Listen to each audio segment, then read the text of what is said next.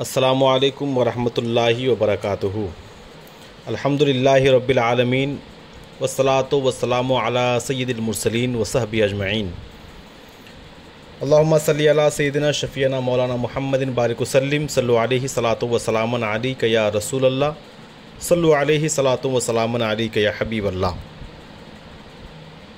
باب العلم انواریہ educational society و جامعہ انواریہ کے زیر اہتمام تفسیر قرآن بنام تبیان القرآن کا سلسلہ وار درس جاری و ساری ہے۔ معزز ناظرین، اس سے پہلے والی ویڈیو میں آپ سماعت کر چکے ہیں کہ جھوٹ کے جواز و عدم جواز، تعریض اور کنایہ پر تفصیلی گفتگو جاری تھی، اور ابھی گفتگو ناتمام ہے۔ مصنف علیہ رحمہ کیا فرماتے ہیں اس سلسلے میں آج کے سبق میں ہم جاننے کی سعادت حاصل کریں گے۔ تو چلیے سبق کا آغاز کرتے ہیں۔ توریہ کے سلسلے میں فقہا کی رائے۔ توریہ کے سلسلے میں بات ہو چکی ہے۔ توریہ کنایہ کو کہتے ہیں، باتیں کچھ کہنا اور مراد کچھ لینا، اس کو توریہ اور کنایہ دونوں کہا جاتا ہے۔ اس سلسلے میں فقہا کی کیا رائے ہے بیان کرتے ہیں۔ علامہ شامی لکھتے ہیں، غرض صحیح کے لیے توریہ اور تعریض جائز ہے۔ مثلا مزاح میں، جیسا کہ نبی کریم صلی اللہ تعالیٰ علیہ وسلم نے فرمایا، جنت میں کوئی بڑھیا نہیں جائے گی، یعنی بڑھیا بحیثیت بڑھیا نہیں جائے گی بلکہ جوان ہو کر جائے گی۔ نیز فرمایا، تیرے شوہر کی آنکھ میں سفیدی ہے۔ نیز فرمایا، ہم تم کو اونٹ کے بچہ پر سوار کریں گے، کیونکہ ہر اونٹ کسی نہ کسی اونٹ کا بچہ ہوتا ہے۔ رد المحتار جلد نمبر 5 صفحہ نمبر 378۔ خلاصہ بحث، قرآن مجید کی آیات، احادیث، آثار صحابہ اور فقہا کی تصریحات سے یہ واضح ہو گیا کہ جس جگہ کسی مصلحت سے جھوٹ بولنا پڑے تو صراحتاً جھوٹ بولنے کے بجائے توریہ اور تعریض سے کام لینا چاہیے۔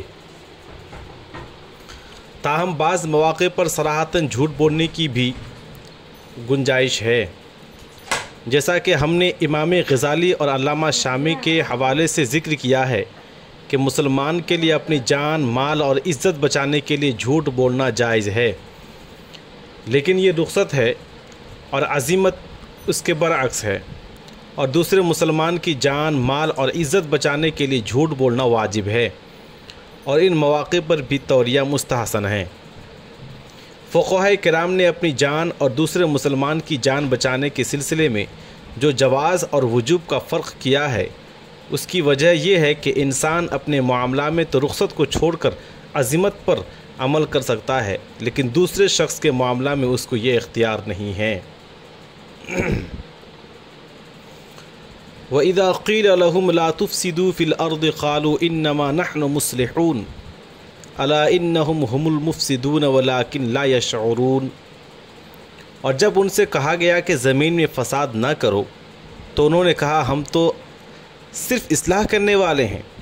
سنو، بے شک یہی لوگ فساد کرنے والے ہیں، لیکن ان کو شعور نہیں۔ وَإِذَا قِيلَ لَهُمْ آمِنُوا كَمَا آمَنَ النَّاسُ قَالُوا أَنُؤْمِنُ كَمَا آمَنَ السُّفَهَاءُ أَلَا إِنَّهُمْ هُمُ السُّفَهَاءُ وَلَكِنْ لَا يَعْلَمُونَ۔ اور جب ان سے کہا گیا اس طرح ایمان لاؤ جس طرح اور لوگ ایمان لائے ہیں، تو انہوں نے کہا، کیا ہم اس طرح ایمان لائیں جس طرح بے وقوف ایمان لائے ہیں؟ سنو، یہی لوگ بے وقوف ہیں لیکن ان کو علم نہیں ہے۔ منافقین اپنے فساد کو اصلاح کیوں کہتے تھے؟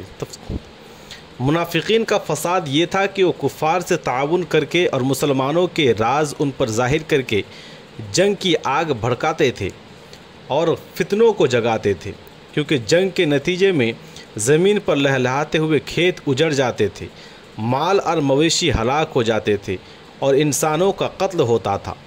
یا ان کا فساد یہ تھا کہ وہ زمین پر اللہ کی نافرمانی کرتے تھے اور شریعت کے ساتھ استہزاء کرتے تھے، اور اس کے نتیجے میں زمین پر خون ریزی ہوتی تھی اور فتنہ اور فساد ہوتا تھا۔ اور چونکہ منافقین کے دلوں میں بیماری تھی، اس لیے وہ اپنے فساد کرنے کو اصلاح اور اپنی شر انگیزی کو کار خیر گمان کرتے تھے۔ اللہ تعالیٰ فرماتا ہے، افمن زین له سوء عملہ فرأہ حسنا، سورہ فاطر۔ تو کیا جس شخص کے لیے اس کا برا کام مزین کر دیا گیا تو اس نے اس کو اچھا سمجھا۔ منافقین کا مقصد یہ تھا کہ ہم فساد کرنے سے بہت دور ہیں، کیونکہ ہم اپنے علماء اور پیروں کی پیروی کرتے ہیں جنہوں نے انبیاء علیہم السلام سے تعلیم حاصل کی ہے، تو ہم ان کے طریقے کو کیسے چھوڑیں اور اپنے گلے میں ایک نئے دین کا قلادہ کیسے ڈال لیں؟ اور ہم مسلمانوں کے خلاف جنگ کی آگ بھڑکا کر ان کو کمزور کر رہے ہیں تاکہ یہ نیا دین پھلنے پھولنے نہ پائے۔ لہٰذا لوگوں کو اس نئے دین سے دور رکھنے کی ہماری یہ کوشش لوگوں کی اصلاح اور ان کی خیر خواہی کے سوا کچھ نہیں ہے۔ عہد رسالت سے لے کر آج تک افساد کو اصلاح کا نام دینے کا تسلسل۔ ہر زمانہ میں مفسدین کا یہی حال رہا ہے۔ جو لوگ دین میں نئی نئی بدعات پیدا کرتے ہیں اور نئے نئے مذاہب ایجاد کرتے ہیں اور الحاد اور بے دینی کی تحریکات چلاتے ہیں، وہ اپنی مخترعہ بدعات، مذاہب اور تحریکات کو نہایت خوشنما اور خوبصورت نام دیتے ہیں، جیسے محبت اہل بیت کے نام پر تعزیہ داری، ماتم اور سب صحابہ کے بدعات نکل آئے ہیں، اور توحید کے نام پر انبیاء علیہم السلام اور اولیاء کرام کی شان اور عظمت کو کم کیا جاتا ہے، اور جب ان لوگوں کا محاسبہ کیا جائے تو کہتے ہیں کہ ہم تو اصلاح کر رہے ہیں، اہل بیت کی عظمت اجاگر کر رہے ہیں اور شرک کو مٹا رہے ہیں۔ اسی طرح بعض غیر معتدل لوگ رسول اللہ صلی اللہ تعالیٰ علیہ وسلم سے عقیدت کے اظہار میں غلو کرتے ہیں، نماز، روزہ اور دیگر فرائض باقاعدگی سے ادا نہیں کرتے، اور عید میلاد کے جلوس باقاعدہ میلوں ٹھیلوں کی طرح نکالتے ہیں۔ تاہم سب جلوس ایسے نہیں ہوتے۔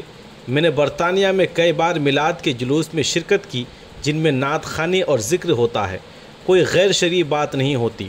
صبح سے جلوس نکلتا ہے اور ظہر سے پہلے ختم ہو جاتا ہے، اور تمام شروع کا جلوس باجماعت ظہر کی نماز پڑھتے ہیں، اور پھر جلسہ ہوتا ہے جس میں رسول اللہ صلی اللہ تعالیٰ علیہ وسلم کے فضائل اور آپ کی سیرت کا بیان ہوتا ہے، اور عصر سے پہلے جلسہ ختم ہو جاتا ہے، اور سب شرکائے جلسہ عصر کی نماز بجماعت ادا کرتے ہیں۔ کاش پاکستان کے شہروں میں بھی ایسا ہو۔ اسی طرح بعض غیر معتدل مقرر اور شاعر رسول صلی اللہ تعالیٰ علیہ وسلم کے کمالات کو اللہ تعالیٰ بڑھا کر بیان کرتے ہیں، کمالات کو اللہ تعالیٰ سے بڑھا کر بیان کرتے ہیں۔ جب رسول اللہ صلی اللہ تعالیٰ علیہ وسلم نے حضرت قتادہ بن نعمان کی نکلی ہوئی آنکھ کو دوبارہ لگا دیا اور آپ کے دست اقدس کی برکت سے اس سے زیادہ نظر آنے لگا، تو اس میں یہ نقطہ آفرینی کرتے ہیں کہ خدا کی دی ہوئی آنکھ سے اتنا نظر نہیں آتا تھا جتنا مصطفیٰ کی دی ہوئی آنکھ سے نظر آتا تھا، حالانکہ دونوں آنکھیں خدا کی دی ہوئی ہے۔ فرق یہ ہے کہ پہلی آنکھ ماں باپ کے واسطے سے ملی ہے اور دوسری آنکھ سرکار کے واسطے سے ملی ہے۔ اللہ تعالیٰ کا ارشاد ہے، اور جب ان سے کہا گیا اس طرح ایمان لاؤ جس طرح اور لوگ ایمان لائے ہیں، تو انہوں نے کہا کیا ہم اس طرح ایمان لائیں جس طرح بے وقوف ایمان لائے ہیں۔ سورہ بقرہ آیت نمبر 13۔ ایمان لانے کے لیے صحابہ کرام کے ایمان کا معیار ہونا۔ علامہ ابن جریر نے اپنی سند کے ساتھ حضرت ابن عباس رضی اللہ تعالی عنہما سے روایت کیا ہے کہ جس طرح اور لوگ ایمان لائے ہیں اس سے مراد اصحاب محمد صلی اللہ تعالیٰ علیہ وسلم ہیں، اور منافقین نے جو کہا جس طرح بے وقوف ایمان لائے ہیں اس سے ان کی مراد بھی اصحاب محمد صلی اللہ تعالیٰ علیہ وسلم ہیں۔ یہ حضرت ابن مسعود رضی اللہ تعالیٰ عنہ سے مروی ہیں۔ جامع البیان جلد نمبر 1 صفحہ نمبر 99۔ علامہ قرطبی نے لکھا ہے اس سے حضرت عبداللہ ابن سلام اور ان کے اصحاب مراد ہیں۔ الجامع لاحکام القرآن جلد نمبر 1 صفحہ نمبر 205۔ علامہ سیوطی نے ان اقوال کو نقل کرنے کے علاوہ یہ بھی لکھا ہے کہ تاریخ ابن عساکر میں حضرت ابن عباس رضی اللہ تعالیٰ عنہما سے روایت ہے کہ اس سے مراد حضرت ابو بکر، حضرت عمر، حضرت عثمان اور حضرت علی رضی اللہ تعالیٰ عنہم ہیں۔ در منصور جلد نمبر 1 صفحہ نمبر 30-32۔ شیعہ مفسر شیخ فضل بن حسن تبروسی لکھتے ہیں اس آیت کا معنی یہ ہے کہ سیدنا محمد صلی اللہ تعالی علیہ وسلم اور آپ پر نازل شدہ کتاب کی اس طرح تصدیق کرو جس طرح آپ کے اصحاب نے اس کی تصدیق کی ہے، اور ایک قول یہ ہے کہ حضرت عبداللہ ابن سلام اور ان کے ساتھ جو دوسرے یہودی ایمان لائے تھے ان کی طرح آپ کی تصدیق کرو۔ مجموع البیان جلد نمبر 1 صفحہ نمبر 139۔ ان تفاسیر سے معلوم ہوا کہ ایمان لانے کے لیے صحابہ کرام کا ایمان معیار ہے۔ زندیق کی توبہ کی قبولیت پر دلیل۔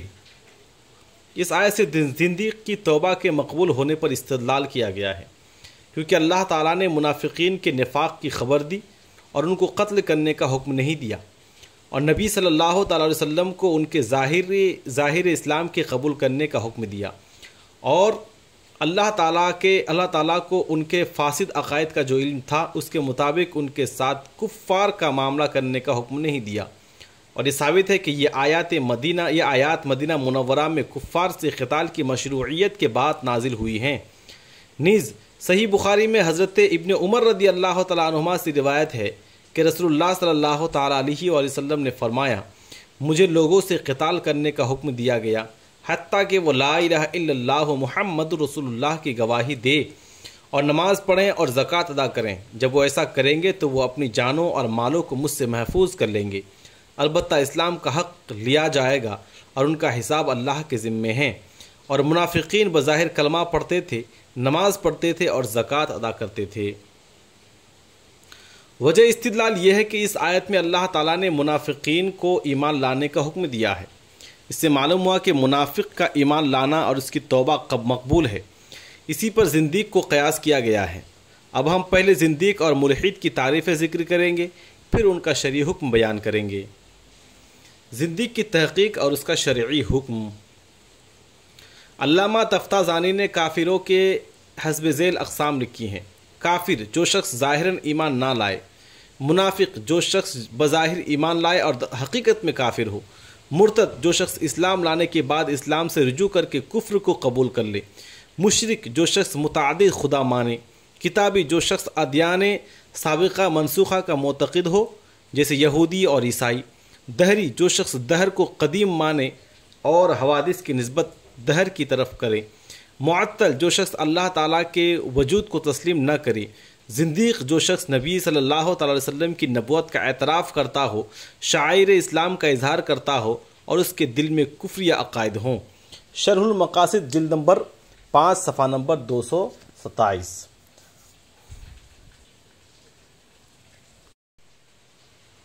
ملحد جو شخص شریعت مستقیمہ سے کفر کی کسی حجت کی طرف میلان کرے،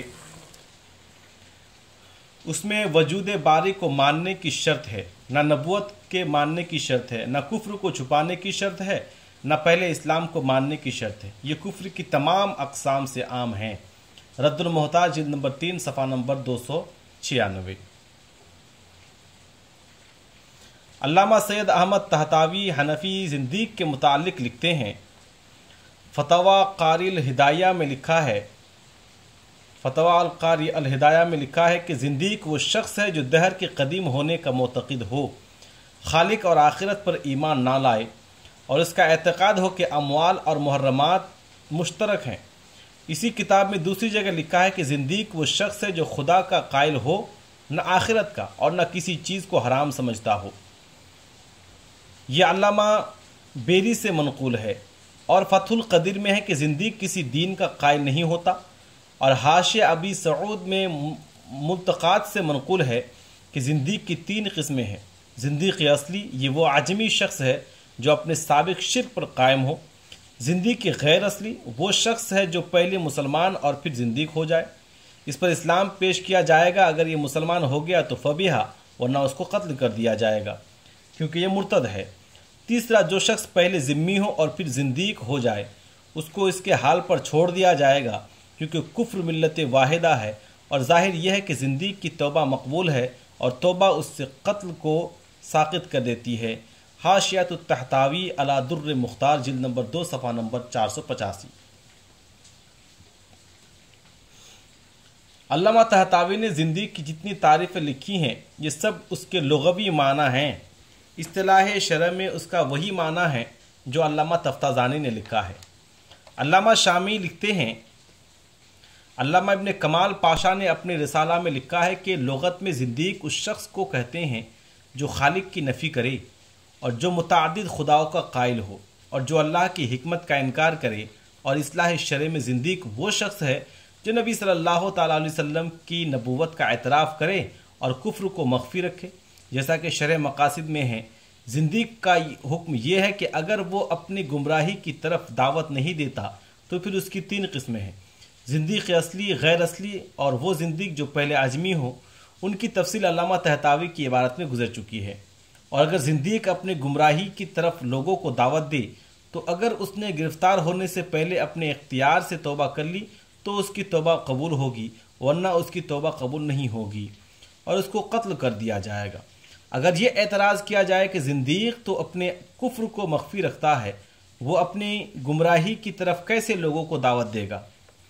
اس کا جواب یہ ہے کہ وہ اپنے کفر پر اسلام کا ملمہ چڑھا کر اور اپنے عقائد فاسدہ کو عقائد صحیحہ کی صورت میں پیش کر کے لوگوں کو اس کی طرف دعوت دے گا، جیسے ہر زمانہ میں مرزائی ہیں، جیسے اس زمانے میں مرزائی لوگ ہیں۔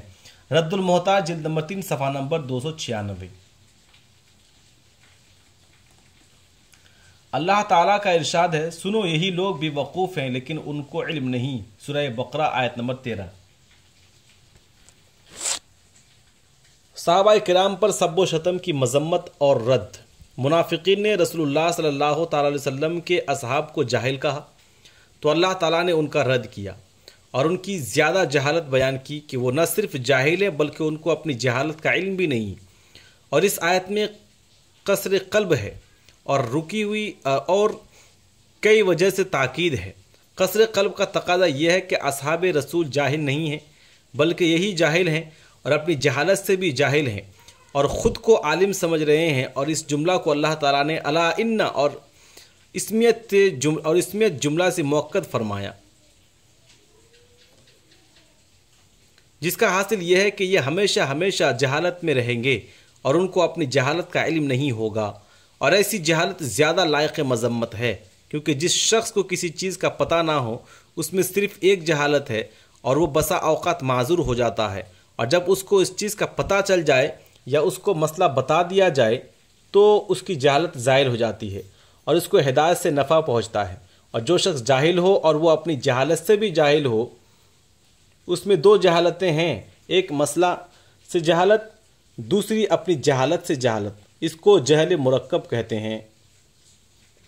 اس آیت سے معلوم ہوا کہ صحابہ کرام کو سب و شتم کرنا اللہ کو بہت ناگوار ہے۔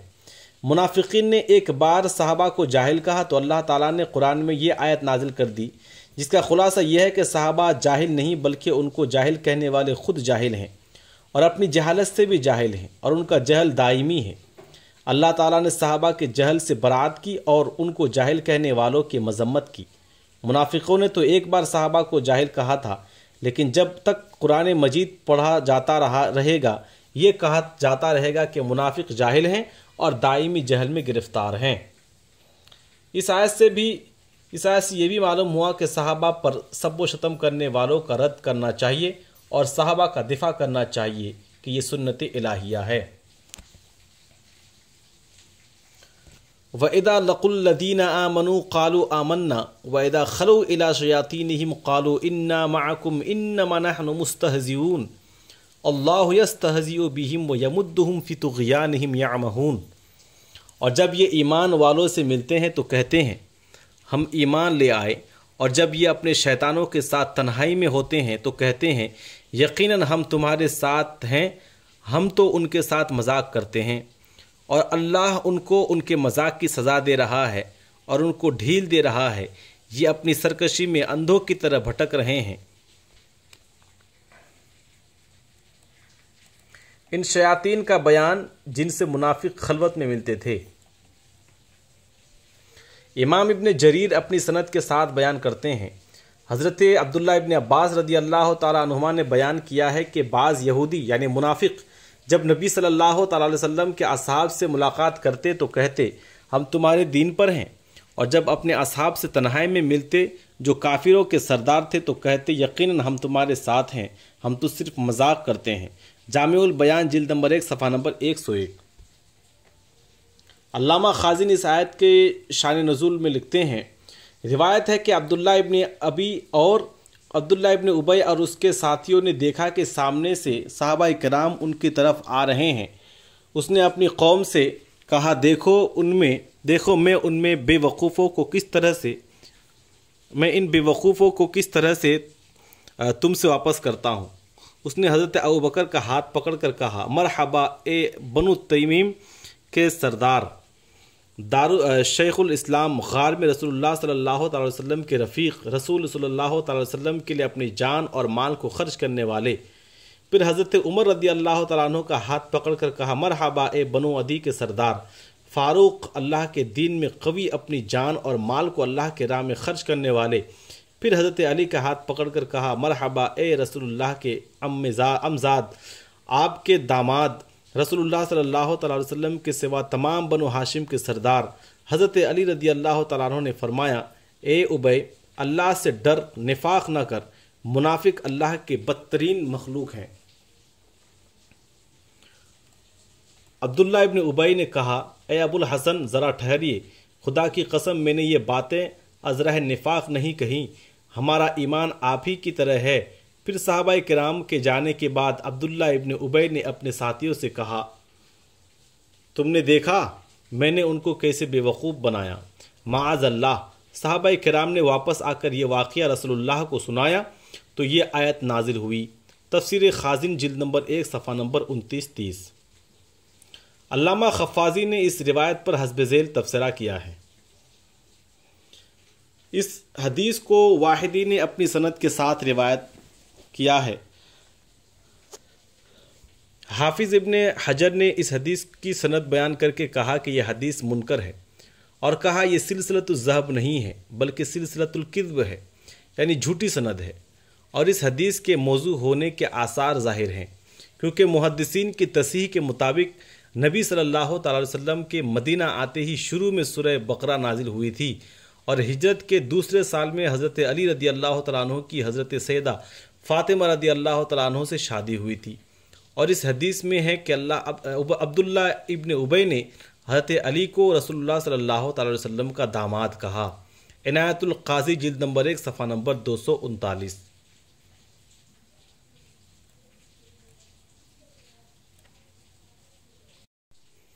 اللہ تعالیٰ کا ارشاد ہے، جب یہ اپنے شیاطین سے خلوت میں ملتے ہیں، سورہ بقرہ آیت نمبر 14۔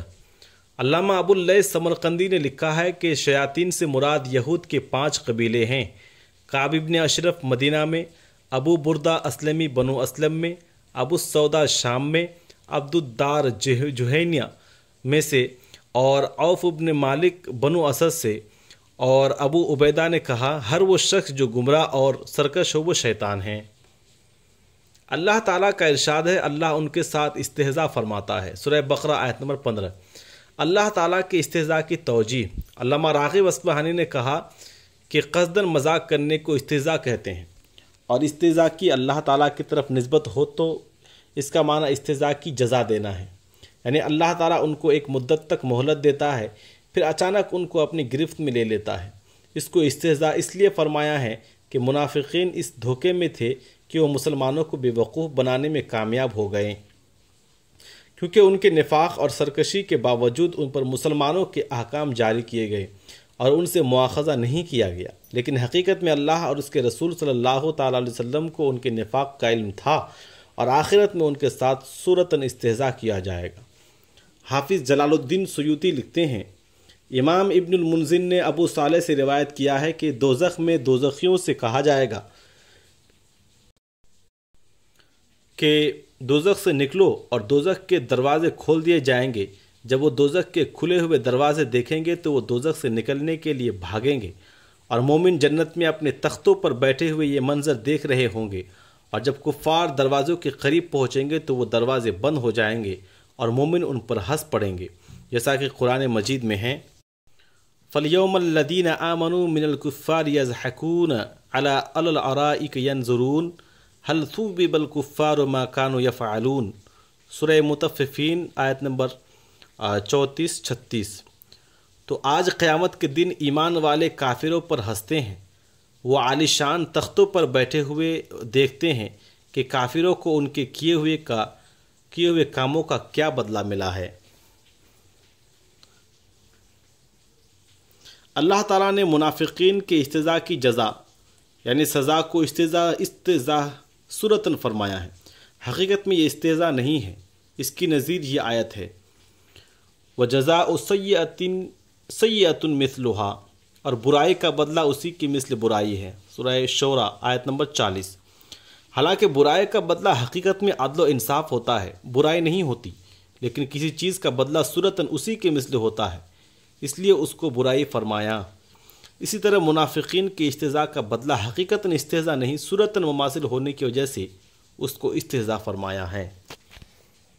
السلام علیکم ورحمۃ اللہ وبرکاتہ۔ آج کا ہمارا یہ سبق صفحہ نمبر 291 سے شروع ہوتا ہے اور 298 پہ ختم ہوتا ہے۔